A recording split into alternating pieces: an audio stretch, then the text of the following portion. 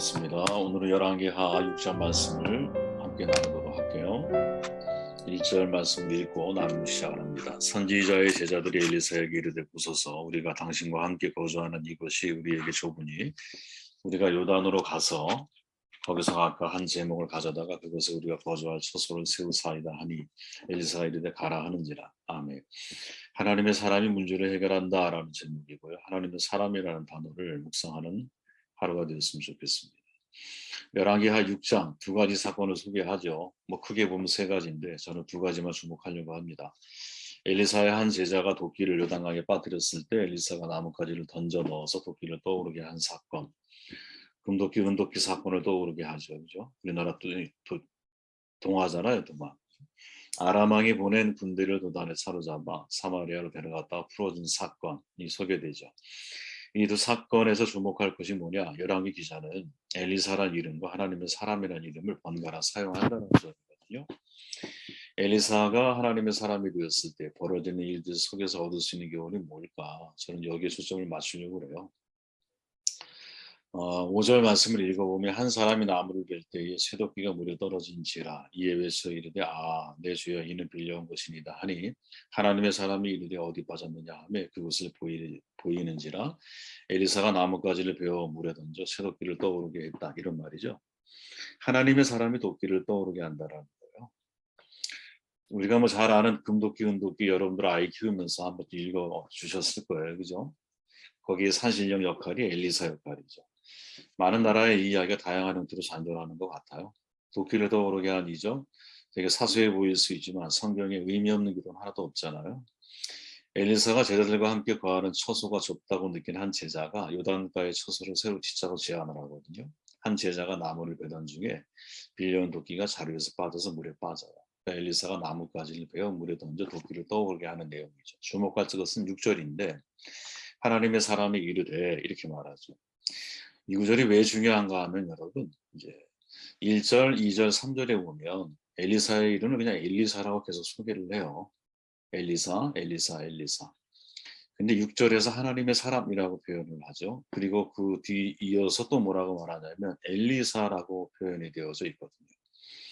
이게 사실은 되게 재밌는 장면이에요. 여러분 이 구절이. 왜냐면 엘리사는 하나님의 사람과 같은 말인데 엘리사를 어떤 때는 하나님의 사람으로 표현하고 어떤 때는 엘리사라고 말하거든요. 그러면 하나님의 사람이라고 표현될 때는 언제냐? 결정적인 사건의 때라는 거죠, 여러분. 성경 전체가 그렇지만 특히 구약에서 어떤 단어가 반복될 때 또는 이런 식으로 같은 단어를 써도 되는데 일부러 다른 단어를 쓸 때는 특별한 의미가 있는 거거든요. 도끼를 떠오르게 한 것은 엘리사가 아니라는 거죠. 그죠? 하나님의 사람이라는 거. 결국 하나님의 사람이라고 하는 것은 이 기적이 엘리사가 일으킨 것이 아니라는 뜻이죠. 누가 했느냐? 바로 엘리사의 하나님께서 하신 일이라는 거예요. 단지 엘리사는 그 하나님의 충실한 종이었을 뿐이라는 것을 암묵적으로 우리에게 전하고 있는 거죠. 하나님의 사람으로서 하나님의 능력이 임하는 도구로 쓰임받은 거라.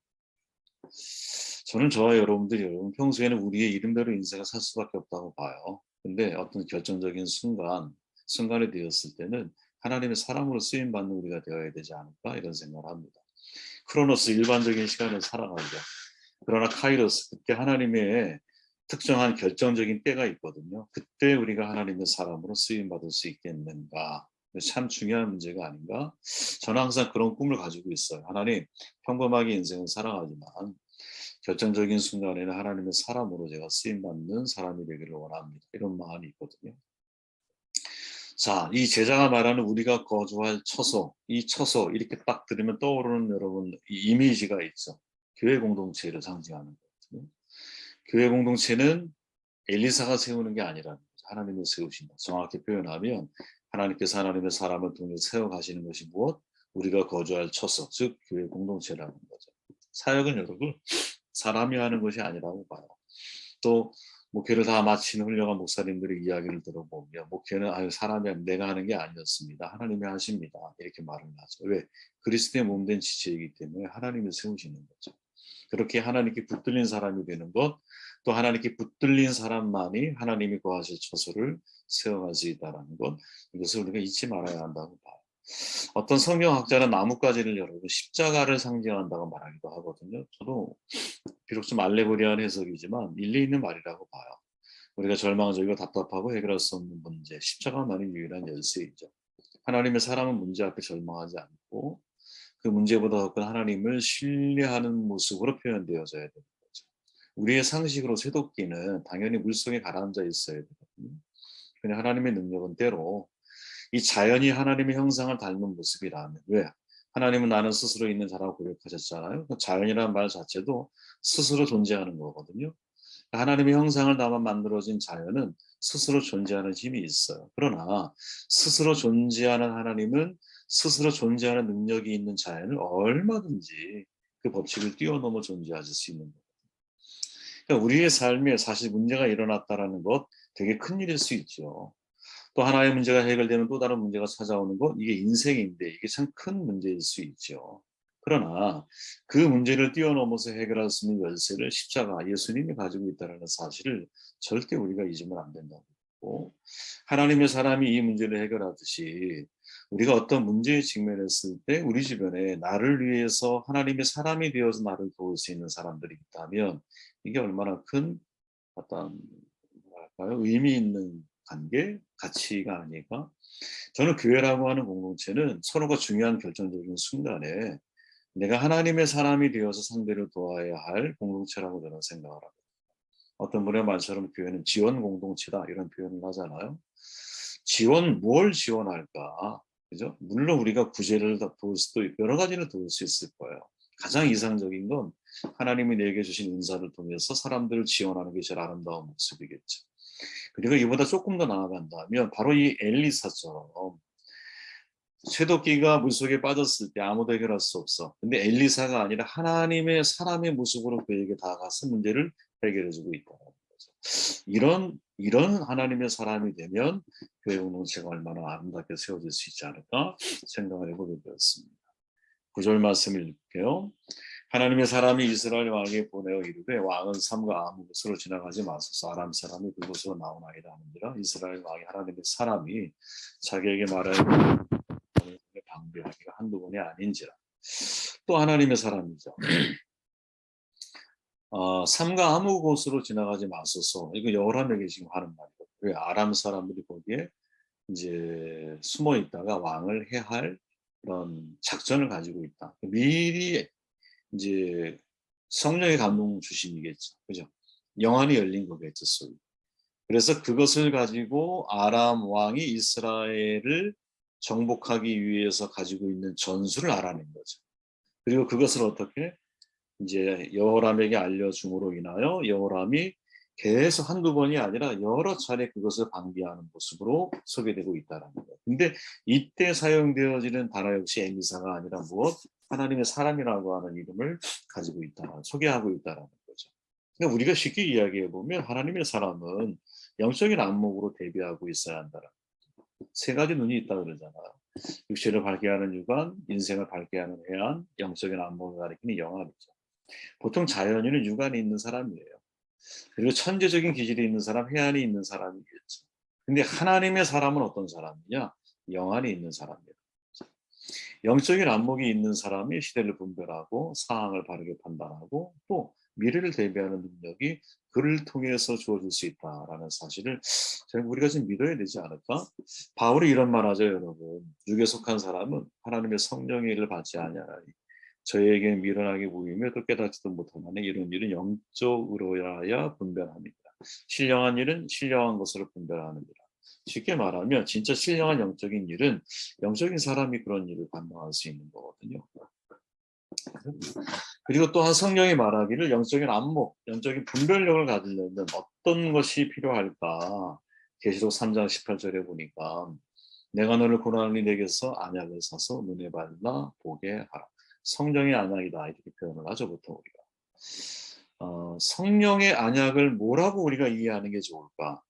뭐라고 여러분? 물론 여러분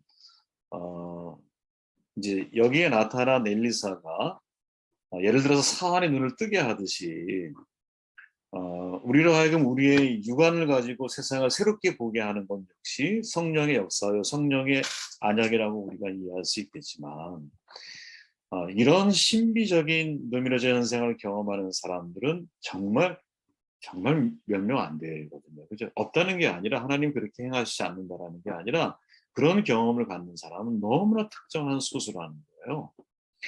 그러면 성령의 안약이 특정한 소수의 사람들에게만 주어지는 것이겠느냐? 저는 그렇게 생각하지 않거든요. 저는 성령의 안약을 성령의 계시하심을 상징한다라고 저는 받아들이고 이해를 하거든요. 성령의 계시 중에서 특별한 계시가 있죠. 특별 계시. 그걸 성경이라고 우리가 보통 말합니다. 우리가 예를 들어 하나님의 섭리, 영적인 안목을 내가 길러가려고 할 때 어떤 자세가 제일 좋은 자세인가? 하나님의 말씀을 따라가려고 하는 자세가 제일 중요한 거라고 저는 생각해요. 우리가 하나님의 섭리 다 알기 어렵죠. 그죠? 그런데 알기 어렵지만 성경 속에는 하나님의 섭리에 대한 이해의 폭을 넓혀주는 사건들이 너무나 많이 기록되어 있거든요. 단지 우리가 성경에 집중하지 않고 또 성경에 있는 다양한 섭리를 통해서 우리의 인생의 문제를 어떤 해답을 제시해 주려고 하는 그러한 설교자들, 그러한 목회자들이 많지 않기 때문인 것이지, 저는 성경에 하나님의 섭리에 대한 모든 뜻이 다 사실은 들어있다고 저는 믿거든요. 물론 하나님은 성경을 초월하신 분이시죠. 그러나 적어도 한 인생, 어떤 인생이라도 자기 인생을 하나님 안에서 특별한 섭리로 발견하고 내 미래를 어떻게 살아야 할지에 대한 미래에 대한 영적인 분별력을 가지고 살아갈 수 있는 모든 계시들이 저는 성경에 기록되어 있다고 믿거든요. 네. 그렇게 성경의 말씀을 우리가 집중해서 그 속에서 영적인 안목과 영적인 어떤 그 영안을 우리가 훈련해 나아간다라고 하는 것은 매우 중요한 일이라고 저는 생각을 하고, 그 성경 말씀에 대해서 이렇게 무장이 잘 되어져 있는, 준비가 잘 되어져 있는 분들은 여러분, 상황이 어떻게, 문제가 어떻게 나에게 다가온다 할지라도 그 문제를 직면함과 동시에 이것을 해결할 수 있는 방법이 내 안에 떠오르고, 이 문제는 어떻게 해결해야 되는 거구나. 그리고 사람들이 예를 들어 어떤 이야기를 할 때 그 속에 진심이 무엇인지를 볼 수 있는 눈이, 그리고 사람들이 혹은 어떤 선택을 할 때 그 선택의 결과가 앞으로 어떻게 진행되어질 거라고 하는 이 미래에 대한 이 뭐라 할까요? 대비하는 어, 그런 뭐라 할까요? 그 상태가 정말 준비되어지는 거라고 저는 보거든요. 저는 저와 여러분들이 이런 사람이 되었으면 좋겠다 하는 생각입니다. 15절 말씀을 읽고 말씀을 정돈할게요. 하나님의 사람의 사안이 일찍 일어나서 나가보니까 군사와 말과 병거가 성읍을 에워쌌다. 그의 사안이 엘리사에게 말하되, 내 주에 우리가 어찌하리가 아니까 두려워하지 말라. 우리와 함께한 자가 그들과 함께한 자가 더 많다. 두 가지 사건이 대비되고 있거든요, 여러분. 지금 아람 군대가 여러분 계속 왕을 죽이는 거 실패하잖아. 그죠? 그 아람 군대가 이제 엘리사를 포위해 버린 거예요. 왜? 엘리사를 해결해야 전쟁에 승리할 수 있다는 생각을 한 거지. 절체절명의 위기 가운데 빠졌어요. 근데 엘리사가 두 번의 기도를 드리죠. 한 번은 사한을 위한 기도고, 다른 하나는 아람 군대를 향한 기도예요. 17절, 18절의 말씀에 보니까 기도하여 이르되 청년의 눈을 여시옵소서. 또 18절에 보니까 여호와께 기도하여 이르되 무리의 눈을 어둡게 하옵소서. 이 두 가지가 지금 대비되고 있죠. 사한의 눈을 열어서 여러분 여호와의 군대를 보게 한 이후에 아람 군대의 눈을 어둡게 함으로 그들을 전쟁 포로처럼 마치, 그죠? 수도 사마리아까지 데리고 가요. 그리고 다시 눈을 뜨게 하면서 그들에게 하나님의 능력을 다 경험하게 한 거지. 그리고는 다시는 이스라엘 침공하지 못하도록 만들죠. 눈을 뜨게 하는 지도자가 있다면 여러분, 눈을 멀게 하는 지도자가 분명히 있다고 보고, 제가 이제 첫 번째 고민한 게 그거예요. 엘리사처럼 눈을 뜨게 하는 사람이 있다면 눈을 멀게 하는 지도자가 분명히 있구나. 저는 하나님의 사람은 여러분 눈을 뜨게 하는 사람이라고 보거든요. 특별히 영적인 눈을 뜨게 하는 사람이고, 우리가 흔히 말하잖아요. 지도자와 독재자 차이가 뭐냐? 지도자, 백성들을 위해 내가 존재하는 것. 독재자, 나를 위해 백성이 존재하는 것. 그렇게 지도자는 백성들의 삶을 먼저 고민해. 그들을 일깨워 주려고 애를 써. 독재자는 내 안위를 먼저 고민을 해. 지도자는 여러분 백성들의 눈을 뜨게 하는 거예요. 자꾸 먼 미래를 보게 하고 어떻게 오늘을 살아야 할지를 자꾸 알려주는 거거든요. 독재자는 여러분 백성의 눈을 멀게 만들죠. 독재자의 특징이 그거예요. 백성의 눈을 멀게 만들어요. 그래서 여러분 자료를 다 불태우는 일도 벌어요. 속청하죠. 내 위에서 나를 그러니까 위협을 줄 수 있는 지성인들을 잡아다가 다 속청해서 사라지게 만드는 일들을 벌이죠. 이 독재자의 특징이야. 왜? 백성을 다루기 쉬운 사람으로 자꾸 전락을 시키거든요. 지도자는 반대라는 거예요. 그런데 특별히 하나님의 사람은 어떤 사람이어야 되느냐? 영적인 눈을 뜨게 해주는 사람이어야 되거든요. 그러면 영적인 눈을 뜨게 하려면 어떻게 해야 되느냐? 자기가 먼저 눈을 떠야 한다는 거지. 그 여러분 상징적인 형상언어로 표현되어진 사건이 바울이 눈에서 비늘이 벗겨지면서 새로운 사명자로 거듭나는 사건이거든요. 자, 여러분, 자, 바울이 눈에 비늘이 벗겨지면서 새롭게 다시 보게 된 것이 무엇일까요? 이거 참 질문 던져본 적이 있는지 모르겠지만 사실 거기에 대한 명확한 증거는 성경에 기록되어 있지 않아요. 그런데 다시 보게 된 내용이 무엇이었을 거라는 거에 대해서는 힌트를 주는 내용이 있거든요. 그게 사도행전 6장 13절 14절이에요. 여기서 이렇게 말하죠. 이 사람이 이 거룩한 것과 율법을 거슬러 말하기를 맞이 아니하는도다. 그의 말에 나사렛 예수가 이것을 알고 또 모세가 우리에게 전하여 준 규례를 고치겠다 함을 우리가 들었노라.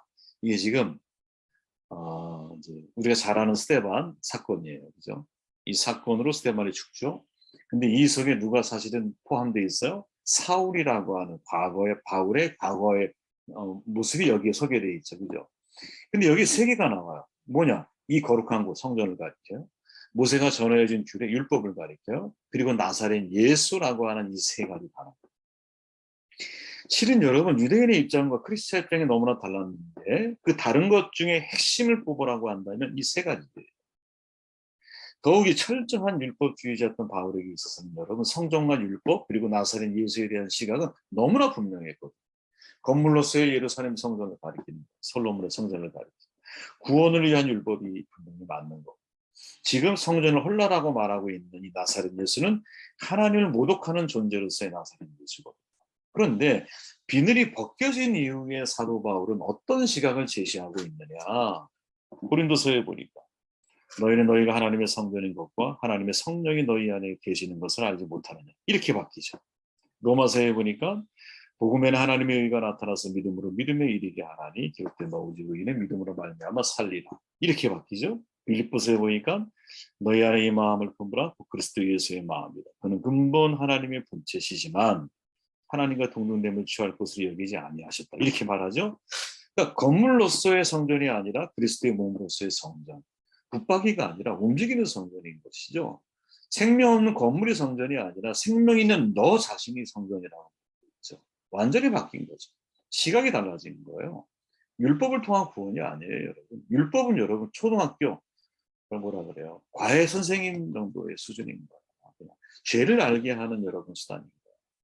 오직 구원은 여러분 예수 그리스도에 있는 믿음을 통한 구원은 없는 거예요. 하나님을 모독하는 예수가 아니에요. 그는 근본 하나님의 본체이신 예수입니다. 그러니까 하나님께서 사도 바울로 하여금 사명을 감당하게 만들기 위해서 눈을 어둡게 하시고 다시 눈을 뜨게 하시죠. 교훈이 뭐냐?